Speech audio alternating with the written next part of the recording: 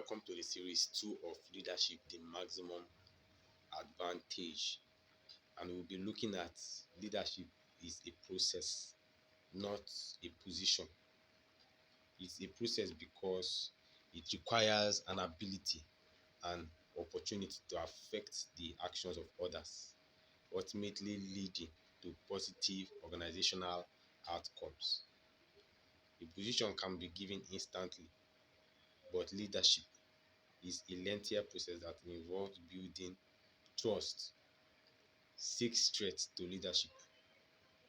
Six threats to leadership. Number one, believing it can't happen, ignoring the usefulness of mistakes, refusing help, not asking for the right things, failure to develop, and poor communication. Poor communication. Let me repeat that again. The six threats. Number one, believing it can't happen, ignoring the usefulness of mistakes, refusing help, not asking for the right things, failure to develop, and poor communication. Let us look at solution-based thinking. Solution-based thinking allows you to focus on the end result and allows you to picture what your business, organization, and country will look like in the future. This method focuses on the strength rather than the weaknesses. It also focuses on the solutions instead of the problem. It also focuses on what's going well instead of what's going wrong, all of which makes the method an extremely positive and pragmatic way of making progress.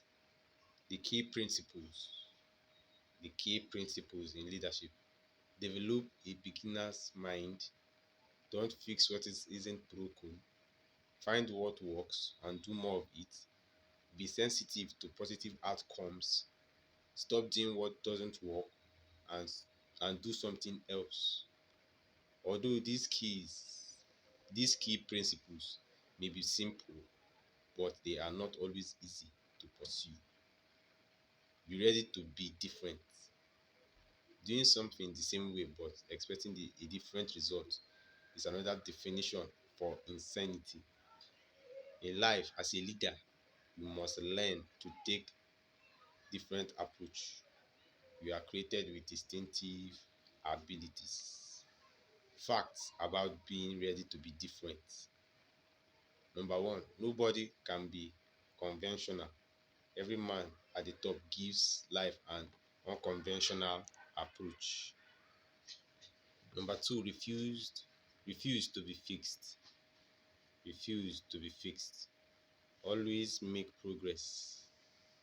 Dogmatic people do not make progress. They are static and fixed. Number three, until you change in approach, you cannot turn a reproach. Note, the greatest enemy to making a difference is tradition. The top qualities of solution-oriented leaders. Some of these top characteristics of solution-oriented leaders include: they know when to take action and when to take a step back. Number two, they keep their focus forward. Number three, they inspire their team to focus on solution. Let's look at the three most effective ways leaders solve problems. Three most effective ways leaders solve problems. Problem solving is the essence of what leaders exist to do. As leaders, the goal is to minimize the occurrence of problems, which means we must be courageous enough to tackle them head on before circumstances focus on our hand. We must be resilient in our quest to create and sustain momentum for the organization and people we serve. But the reality of the workplace finds us dealing with people that complicate matters with the corporate politicking, self-promotion, power plays and plus, and envy. Lack of budget and resources and many other random acts or circumstances also make it harder for people to be productive.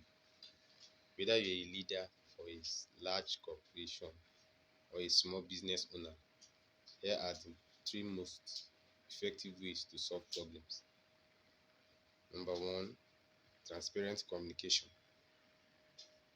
Problem solving requires transparent communication where everyone's concern and points of view are freely expressed.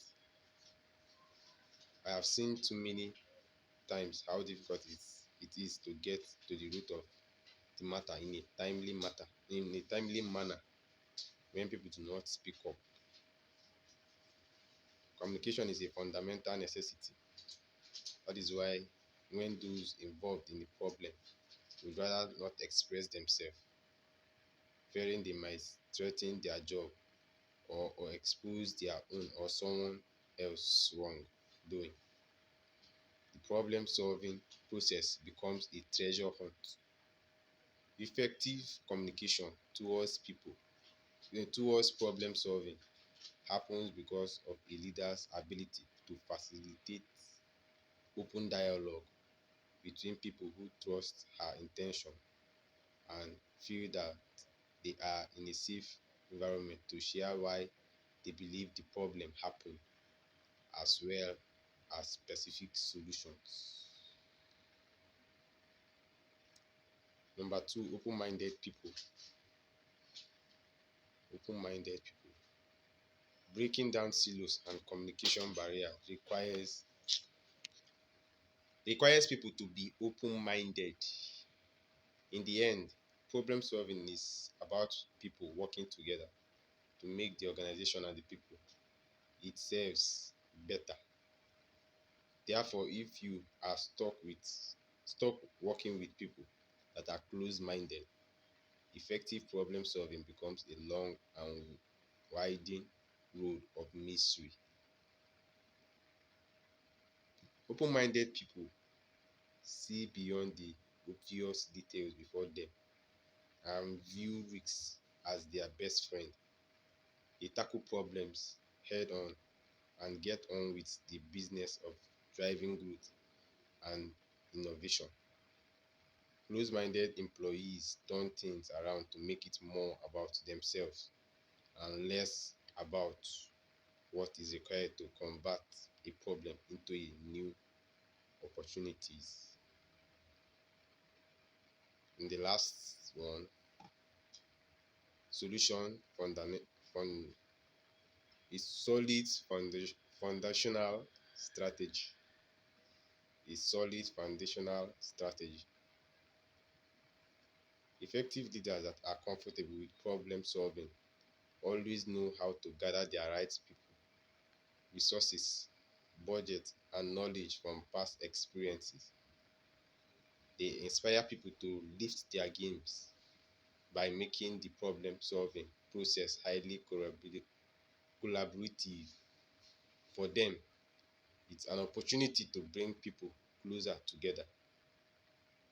I have always believed that you don't know how the true potential and character of a person until you see the way they solve problems. Effective leaders connect the dots and map out a realistic plan of action in advance. They have a strategy that serves as the foundation of how the problem will be approached and managed.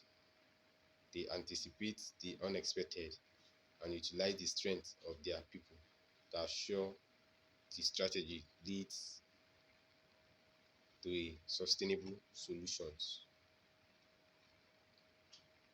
So we're entering communication skill.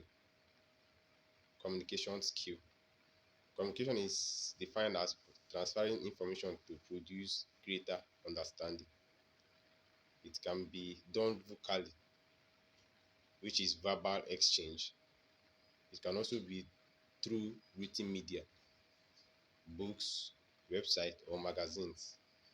It can also be done through visually, using graphics, charts, and maps, or non-verbal body language, gestures, pitch of voices, and tone.